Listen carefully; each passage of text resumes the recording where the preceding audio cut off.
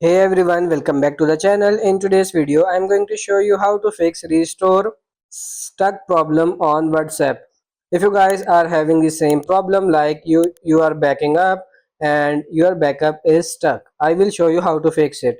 So first of all, what you have to do is just quit the WhatsApp application and then just open up your phone settings, and then in the settings you have to go for this app management and then simply go for this app list. Then you have to search for WhatsApp application and then open it up. Now what you have to do is you just have to simply tap on this notifications.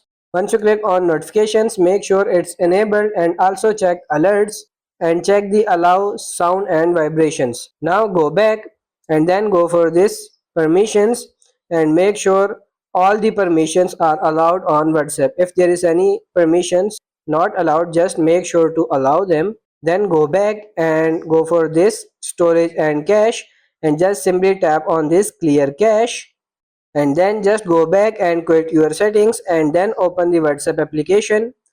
Go for these three dots and settings, and then just simply go for this chats and backup and try to backup it now, and your problem will be solved.